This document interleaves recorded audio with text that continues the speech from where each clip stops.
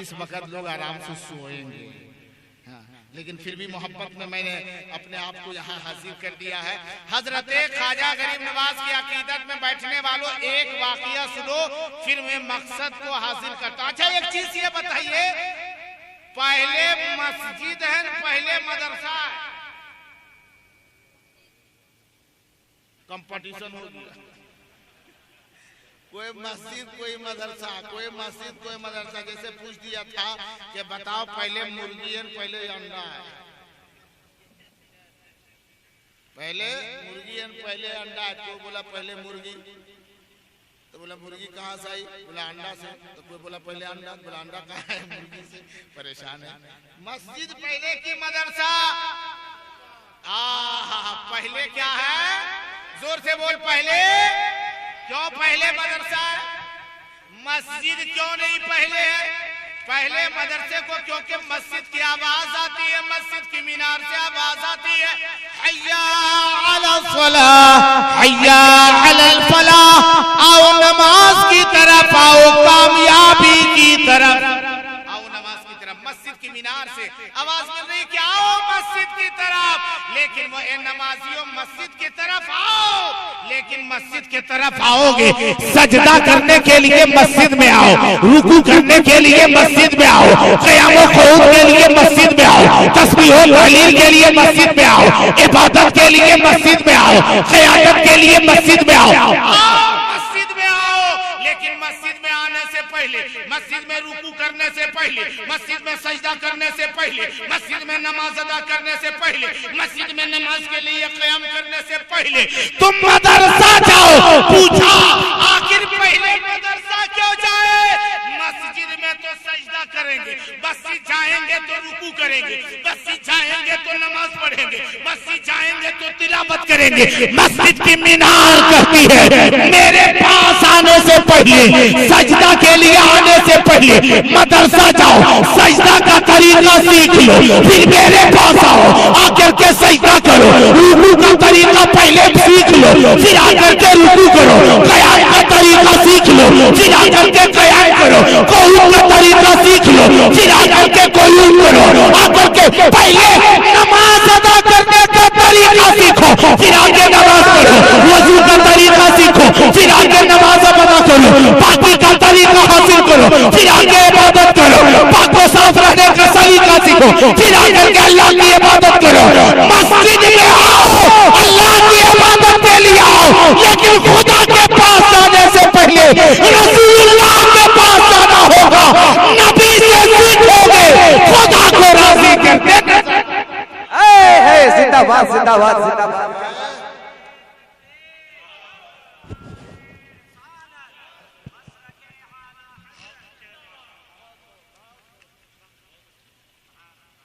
एक बस्ती है, एक बात सुन लीजिए, एक बस्ती है, वहां मुसलमान कोई नहीं था,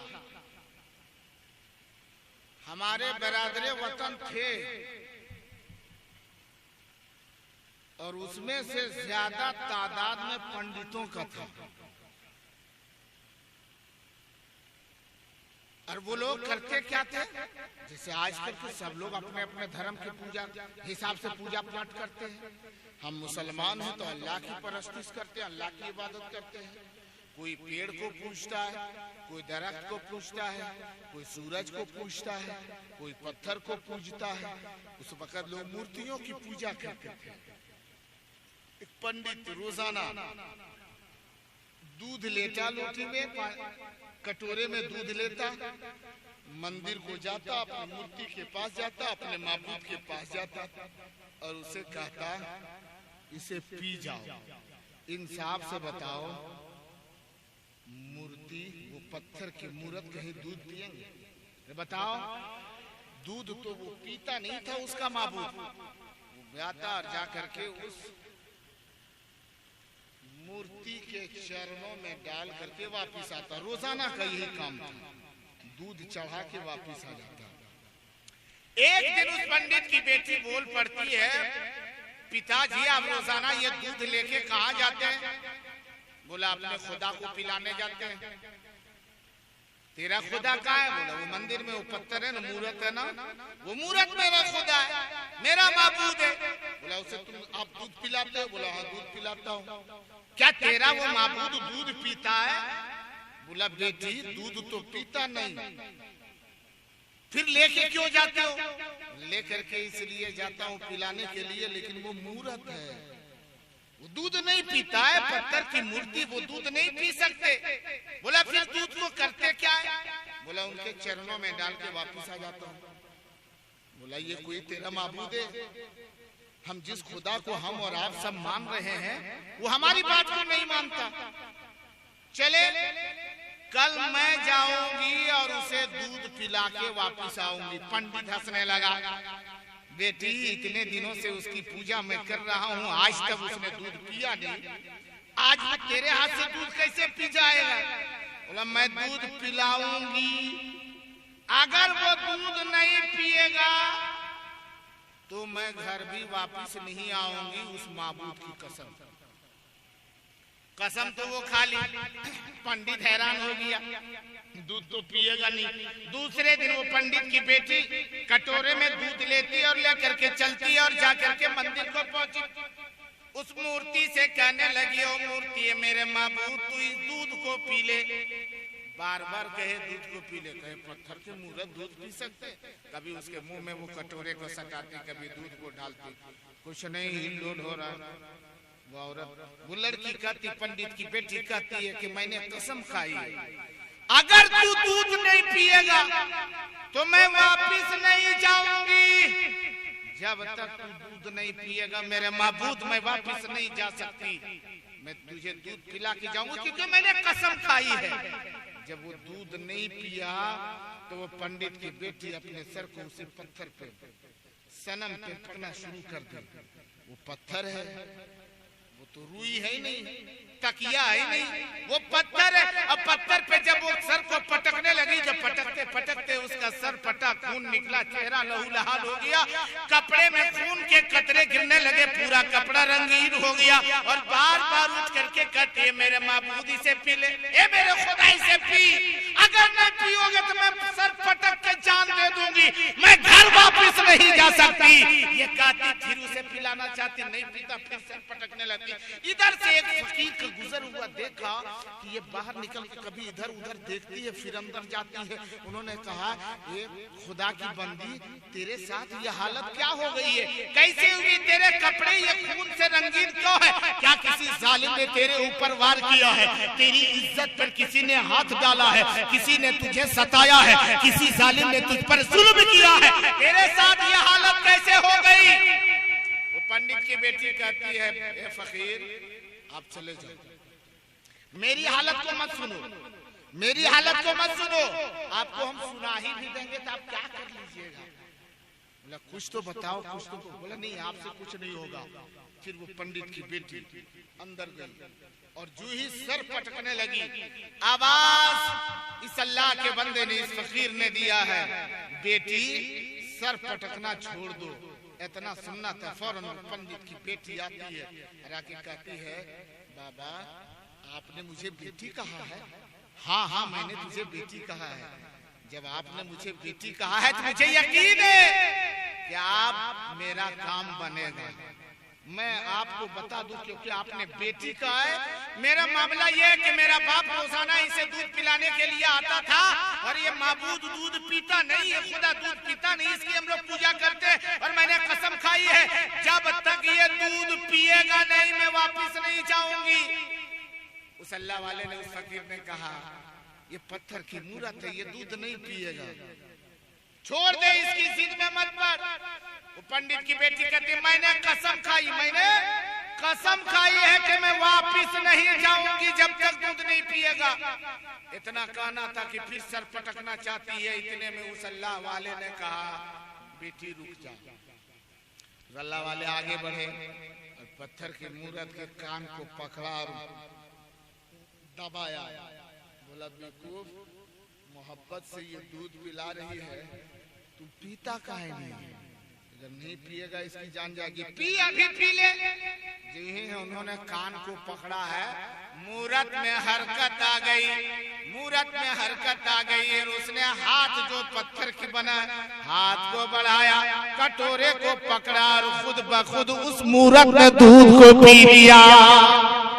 जब पीना था जैसे पी लिया, लड़की खुश हो गई, खुश होकर अपने घर को गई। जब लोगों ने मोहल्ले में देखा कि वो पंडित की बेटी आ रही और पूरे कपड़े में खून के धब्बे लगे हुए हैं, सबों ने पंडित से कहा, पंडित तेरी आबरू लुट गई, तेरी बेटी बर्बाद हो गई, किसी ने इज्जत पे हाथ डाला है। देख दूध पिलाने गई थी कटोरे में लेके, आज खुद इज्जत बेच के आ रही है। इतना सुनना था। पंडित ने अपनी बेटी की हालत को देखा, पंडित रोने लगा, कहा बेटी क्या तेरे साथ हुआ? बेटी मुस्कुरा के कहती है, पिताजी बाबा मैंने आज उस माबूद को दूध पिला दिया, मैं दूध पी लिया। सारे गांव वालों ने कहा ये झूठ बोलती, अपनी आबरू बचाने के लिए कहीं पत्थर दूध पीते हैं, कहीं मूर्ति दूध पी सकती है, नहीं पिएंगे वो दूध, ये झूठ बोलती है। उस लड़की ने कहा अगर तुम लोगों को यकीन ना हो तो कल मेरे साथ चलना, तुम लोगों के सामने उसे दूध पिला के दिखा दूंगी। अब दूसरे दिन सारे लोग चले हैं, आगे वो पंडित की बेटी, पीछे उसका पिता उसका बाप चला है, पीछे उसके सारे मोहल्ले वाले चले हैं। और जब वहां पहुंचे हैं, ये नाज़ो नखरे खुश दिली के साथ कटोरे को उठाती है और मूर्ति के करीब करके कहती, ले माबूद पी ले, मैं तुझे दूध पिला रही, आज फिर आए। ये सारे लोग देखने के लिए आए हैं। इतना सुनना था, वो मूर्ति न टस न मस न आगे न पीछे कुछ नहीं, बार बार उसके सामने सताए, पीवे न करे। सबों ने कहा तुम बेवकूफ बनाती हो, कहीं पत्थर दूध पिएगा, तुम अपनी इज्जत को तबाह करके आई और इज्जत को छुपाने के लिए कहते मैंने दूध पिला दिया है, ये पत्थर दूध नहीं पी सकते। सारे लोग उनकी बदनामी करने लगे। तो उस लड़की ने रोते रोते इतना ही कहा था, ए पत्थर की मूरत, ए हमारे बाप दादाओं के माबूद, आज दूध तू पी ले, अगर नहीं पिएगा तो मेरी इज्जत चली जाएगी, लोग मुझे झूठा समझेंगे, पी ले। उसने दूध पिया नहीं, गुस्से में आकर के कही तुम दूध पिएगा कि नहीं पिएगा? न कल वाला बाबा को बुलाना पड़ेगा, कल वाला बाबा को बुलाना पड़ेगा। अभी इतना ही कहा था कि पत्थर में हरकत आई, कटोरा उठाया पी गया। सारे लोग हैरत में पड़ गए। उस पंडित की बेटी से पूछने लगे ये बाबा है क्या, कि कल वाला बाबा को बुलाना पड़ेगा, जिसका नाम सुना पी गया, वो बाबा कौन है? वो पंडित की बेटी कहने लगी मुझे कुछ पता नहीं कि वो कौन है, उसका नाम क्या है, कहाँ का रहने वाला है। लोगों ने कहा कि वो आया किधर से, जवाब दिया आया इधर से, गया किधर है, जवाब दिया गए इधर है। सारे लोग उनकी खोज में निकले, बहुत दूर चले गए, एक दरख्त के नीचे बैठे थे। वो बाबा को देख के ये सब के सब गए, उस पंडित की बेटी से पूछ बैठते हैं, ये मेरी बेटी बताओ यही वो बाबा है जिसके नाम से आज मेरे माबूद ने दूध पिया है, जिनके डर से पिया है? बोला हाँ हाँ यही है।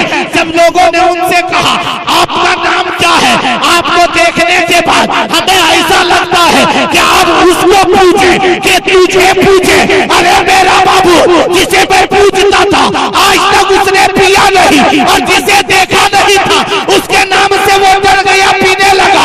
अब तेरी पूजा करे कि उसकी पूजा करे? उन्होंने कहा मैं पूजा के काबिल नहीं हूँ। अरे पूजा का काबिल वो है जिसने तुझे पैदा किया, मुझे पैदा किया, उसी रब को पूछो।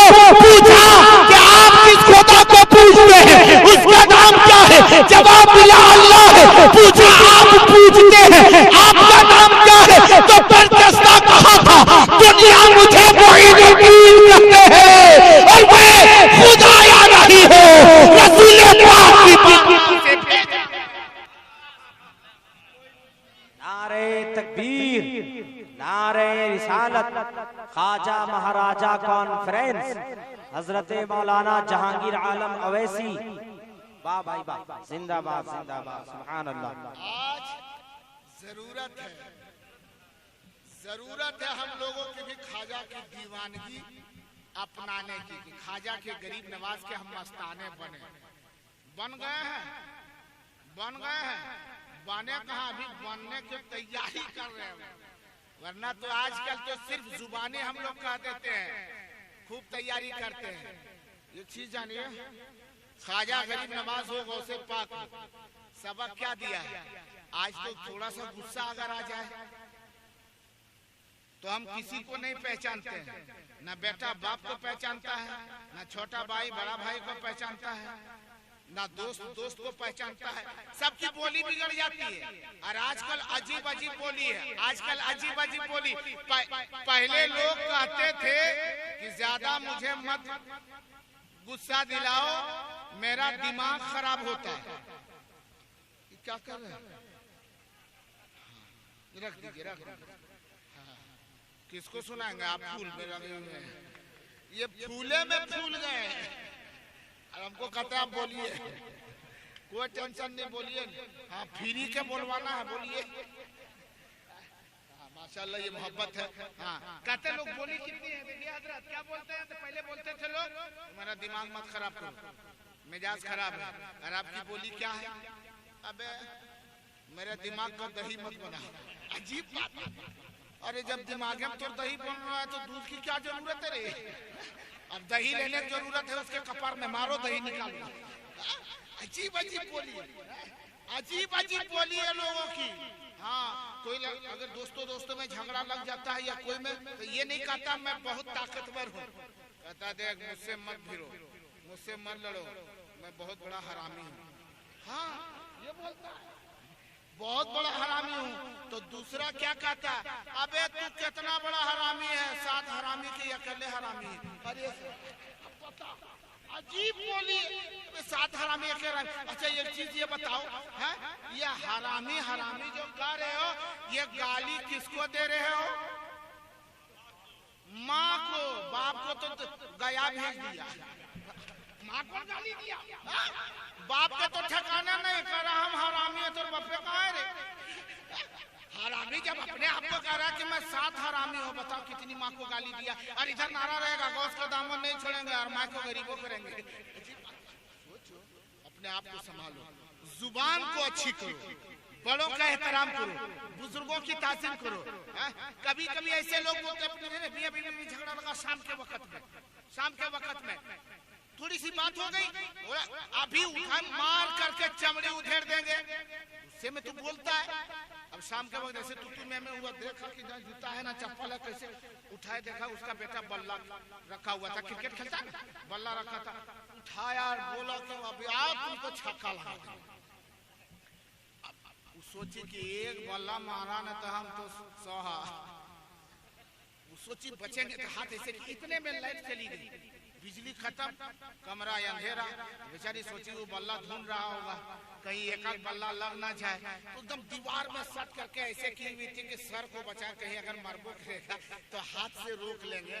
अब वो तलाश रहा, किधर गई, आज तुमको छक्का लगाइए देंगे, आज तुमको छक्का लगा। इतने में बिजली आ गई, और जब बिजली आई तो देखा कि अरे वो तो दीवार में चिपक के। बोले कम बखत तुम वहाँ क्या कर रही है? बोला आप ही ने बोले थे छक्का लगाएंगे, तो बाउंड्री पर क्या छिड़ने के लिए हम।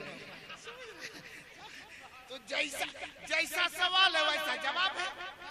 अजीब कम नहीं है लोग, अजीब तरह के लोग करते हैं। बोली अजीब है। कब कहते हैं क्या?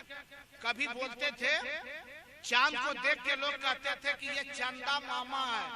बच्चा था तब चांद मामा था, जवान हुआ तब चांद घरे में आ गया, बीवी को कहता तू मेरी चांद हो। अजीब बात है, पहले मामू था अब बीवी बना लिया। अजीब बोली है, पहले चंदा मामा और अभी घर में कि तुम चांद हो। इतने ही नहीं, चांद नहीं सीधे कह देता तुम मेरी जान हो, तो तू मर गया कि रे? जान उसमें चल गया तो मर गया, खत्म हो गया। इतनी बोली। माँ बाप से दूर, बाप की अदब से दूर, माँ की खिदमत से दूर। सब कहते हैं कि माँ तो माँ है, लेकिन मेरी कामयाबी के पीछे मेरी बीवी का बहुत बड़ा हाथ है। माँ से भी ज्यादा रे, माँ से भी ज्यादा बीवी का हाथ है। अगर है तो एक इम्तिहान ले लो। आप कहेंगे क्या? आप जब बच्चे थे, हम बच्चे थे, आज भी कोई बच्चा होता है, अगर वो बच्चा इस सर्दी के मौसम में नाक बार बार बहता है तो माँ अपने आंचल से उसे साफ करते रहती है, फिर अपने चेहरे को भी पोंछ लेती है। जब दिन में धूप लगे तो उसके दुपट्टे को देखिए, माँ के दुपट्टे को, तो 72 उसमें दाग लगे होंगे आपके नाक और आंसू के, पानी के, कान के, इस तरीके से दाग लगे हैं। लेकिन माँ कभी उस कपड़े से अपने चेहरे को पोंछने के लिए नफरत करती है? नहीं करती है। लेकिन अब उसका देख लो कि बीवी कितनी मोहब्बत करती है। सो किसी दिन वो नया कपड़ा पहन ले बीवी, और उसके बाद में वहां जा और एक मरतबा नाक सूरज दो उसके में, तो एक मरतबा नाक का पानी उसके दुपट्टा में पोंछ दो, उसके बाद देखिए उसकी हालत। अगर दिलवा फूट गया, नया कपड़ा बर्बाद कर दिया, आंख तुम्हारी खत्म हो गई थी, अकल नहीं है। और उसके बाद पूरे हथेली से इसको पकड़ेगी नहीं, आहिस्ता ऐसे निकालेगी और उसके बाद फेंक देगी। बाप रे बाप, पूरा गंदा करके रख दिया। एक याद रखो मुसलमानों, माँ की अजमत क्या है। माँ बहुत सारी बातें, लेकिन ये लोग अभी सुनेंगे नहीं, फिर कभी मौका लेगा सुनेंगे और चीज। सुनने के लिए तैयार है? पूरा मजमा तैयार है? ऐसे ही फ्री में सुनिएगा, बोलते रहे, न बोलते बोलते हम खत्म भी हो जाए, कोई टेंशन नहीं है। हाँ, बोलते रहिए, हम लोग को कोई टेंशन नहीं है, ना आना है ना जाना है, बस अपनी जगह पर बैठे रहना है। बस बैठे रहिए। टाइम वक्त बहुत ज्यादा हो चुका है, इसका ख्याल कीजिए। अल्लाह ताला इस बच्चे की उम्र में बरकत अता फरमाए। हाँ, मैं कुछ बातें नजर अर्ज करना चाहता हूँ, वो बातों को आप गौर से सुने। माँ, अभी एक अच्छी बात आप लोगों ने सुना है कि माँ जन्नत है। माँ क्या है? अरे जोर से बोले, माँ क्या है? माँ क्या है? और बाप जन्नत का दरवाजा। इसका उल्टा हो सकता है क्या कि बाप जन्नत हो और माँ जन्नत का दरवाजा? अरे बोले भाई, एक आदमी पूछा था, हजरत आप जो ये हमेशा कहते, सारे उलमा यही कहते हैं कि माँ जन्नत है, बाप जन्नत का दरवाजा है, और बाप जो है धूप हो फिर भी परेशानी उठा के मजदूरी करता है, बरसात हो, खेत हो, खलियान हो, मकान हो, दुकान हो, हर जगह मर्द जो है तकलीफें उठाता है, और सारा काम काज मर्द करे, और सिर्फ उसको दरवाजे पर रख दिया। माँ को जन्नत का है, ये बात तो सही है, हदीस में है, लेकिन अगर इसका उल्टा रहता तो ठीक रहता। हाँ, ठीक है। हमको लगता है कि जन्नत बापे को होना चाहिए था। क्या है कि बाप बड़ी मेहनत करता है बेचारा, बड़ी खटता है धूप में वगैरह वगैरह में। मैंने कहा था, सुनो मेरे मुसलमान भाइयों, माँ की अजमत क्या है, बाप की अजमत क्या है। उससे मैंने एक मिसाल दिया था, आखिरी वो मिसाल सुने, फिर आखिरी एक गुफ्तगू मैं आपको सुनाने की कोशिश करूंगा। मैंने एक मिसाल उसे दिया था, ये बताओ कि जब बच्चा पैदा होता है, जब बच्चे पैदा होते हैं तो पैदा होने के बाद उस बच्चे का वजन कम से कम कितना हो सकता है? जवाब दिया कि 2 किलो, 2.5 किलो, 3 किलो, 4 किलो का भी बच्चा होता है।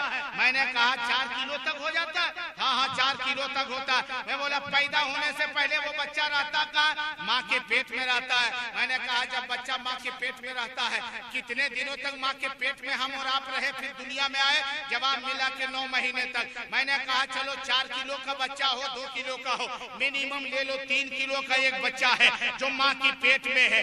5 महीने तक कुछ वजन कम है, 5-6 महीने के बाद वजन बढ़ जाता है, वो या 9 महीने तक हम 3 किलो माँ के पेट में है।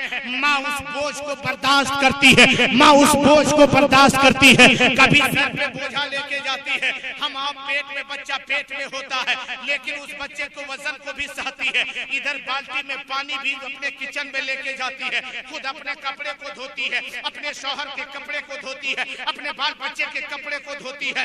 और बच्चा जो माँ के पेट में है वो 3 किलो का वजन भी बर्दाश्त करती है, सारा काम काज कर रही है। वो वजन बताओ कि माँ के पेट में वो 3 किलो बच्चा है, वो बच्चा जिस वक्त काम करती है माँ के पेट में बच्चा रहता है कि बाहर? जवाब दिया नहीं, माँ के पेट में रहता है। हम बोले इतना सारा काम, इतना वजन लेकर के 4 किलो बच्चा पेट में, उसके बावजूद इतना काम करती है, आपको भी जन्नत का मर्तबा मिल जाएगा। एक काम कीजिएगा। बोला क्या? हम बोले 3 किलो का पत्थर ले लीजिए और पेट में बांध लीजिए और 3 महीना थोड़ा घूम के दिखा दीजिए, समझ में आ जाएगा कि माँ की अजमत क्या है। माँ को ऐसे ही जन्नत नहीं कहा, मेरे आका अलैहिस्सलातु तस्लीम ने फरमाया माँ जन्नत है। हर माँ जन्नत नहीं, एक बात सुन लीजिएगा, आखिरी बात, हर माँ जन्नत नहीं है, हर माँ जन्नत नहीं है, माएँ बहुत है, माएँ बहुत है। जैसे अभी देखिए खाला, जानते हैं खाला, माँ की बहन, खाला है ना, माँ की बहन है, मौसी। माँ जिसके शिकमे मुबारक से हम आपने जन्म लिया, माँ की बहन बगल में है, वो उसे खाला बोलते हैं। अगर किसी बेटे ने अपनी खाला को माँ बोल दिया तो गुनाह है। अरे बोलिए ना, जब माँ कोई बहन है जिसको माँ कह सकते हैं तो बहन उसकी, उसको भी माँ इज्जत से कर दिया, कोई गुनाह है। एक बाप है, बाप की बहन उसको क्या बोलते हैं? अरे जोर से बोलिए, क्या बोलते हैं? फूफी बोलते हैं। बाप को हम बाप कह सकते हैं, तो बाप की बहन को अगर मोहब्बत से किसी ने फूफी को माँ कह दिया, कोई गुनाह है? माँ का दर्जा वो भी रखती है। बीवी की माँ, बीवी की माँ, सास, जब बीवी की माँ है, अगर उसको हमने आपने अपने सास को माँ कह दिया, कोई गुनाह है? अरे बोलिए ना भाई, कोई गुनाह नहीं है, क्योंकि माँ के दर्जे के मुकाबले इधर खाला भी है, फूफी भी है, सास भी है, माँ के दर्जे। तो माएँ बहुत है। अब नबी ने फरमाया जन्नत माँ के कदमों के नीचे है, माँ के दर्जे में बहुत है। और इस हिंदुस्तान में माँ तो अनाप शनाप है, बहुत माँ है, कभी दुर्गा माँ, कभी काली माँ, कभी और माँ, कभी यो माँ, कभी माएँ बहुत है। हम हिंदुस्तान के लोग हैं, हिंदुस्तान में हमारे रवाज बहुत है, लेकिन याद रखिए माँ का सम्मान तो सबको देने का हमारे हिंदुस्तान में है कि माँ का सम्मान दीजिए, लेकिन हर माँ सम्मान तो दे सकते हैं, लेकिन सब माँ जन्नत नहीं हो सकती है। माँ की तरह हो सकती है, माँ नहीं हो सकती है। अरे जन्नत उसी माँ के कदमों के नीचे है। आका फरमाते हैं माँ का दर्जा बहुतों को मिला, लेकिन जन्नत उसी माँ के कदमों के नीचे है जिस माँ के शिकम में तूने 9 महीने परवरिश की और बाद विलादत के जिसके जिस्म से, जिसके छाती से तूने 2 साल दूध पिया है, वो माँ तेरे लिए जन्नत है, उसकी खिदमत करोगे जन्नत में आला। इसलिए हम इज्जत सबकी करते हैं, सम्मान सबका करते हैं, कद्र हम सबके करते हैं। बड़ा भाई होता है वो बाप के मर्तबे में होता है, लेकिन बाप जन्नत का दरवाजा है, भाई नहीं है, लेकिन भाई की कद्र बाप की तरह हम करते हैं। तो मर्तबा तो हम देते हैं, लेकिन आका अलैहिस्सलातु तस्लीम ने फरमाया है, ये लोगों, ये प्यारे मेरे दीवानों, अपने बुजुर्गों की ताज़ीम करो। आज हमारे अंदर कमी है, एक चीज की कमी है। वो कमी क्या है? तालीम की कमी। क्या है? तालीम की। आज हम अपने बच्चों को पढ़ाने में मेहनत नहीं करते, तालीम की तरफ हम रग़बत नहीं दिलाते, पढ़ने पढ़ाने पर हम ध्यान नहीं देते। ये लोगों, मैं ये नहीं कहता कि हिंदी मत पढ़ा, अंग्रेजी मत पढ़ा, इंग्लिश मत पढ़ा, साइंस मत पढ़ा, सब पढ़ाओ। मेरे आका फरमाते हैं उतलुबुल इल्म वलौ काना बिस्सीन, इल्म हासिल करो अगरचे चीन जाना पड़े। तारीख पलट करके देखिए, उस वक्त चीन में दीन की तालीम का मामला खास नहीं था, हर तालीम थी। आज भी हम दीन की तालीम की जरूरत है, लेकिन उसके साथ साथ दुनियावी तालीम की भी जरूरत है। आज अगर आपके मदरसे में, आपके मदरसे, हर मदरसे में, सुन्नी मदरसे में देखें, जहाँ कुरान की तालीम है, हदीस की तालीम है, वहीं हिंदी भी है, साइंस भी है, इंग्लिश भी है। अपने बच्चों को पढ़ाओ, अपने बच्चों को दीनी तालीम से मुज़य्यन करो। अगर आपका बाल बच्चा पढ़ा रहेगा, इंशाअल्लाह रहमान वो बच्चा कल कामयाब होगा, अपने वालिदैन की खिदमत गुजार बनता नजर आएगा। वक्त का काफी हिस्सा गुजरा, इंशाअल्लाह जिंदगी सलामत रही, फिर मौका मिला हाजिरी की सादतें हासिल करूंगा। अस्तगफिरुल्लाह रब्बी मिन कुल्लि ज़ंबि व अतूबु इलैहि, ला इलाहा इल्लल्लाह मुहम्मदुर रसूलुल्लाह सल्लल्लाहु अलैहि वसल्लम।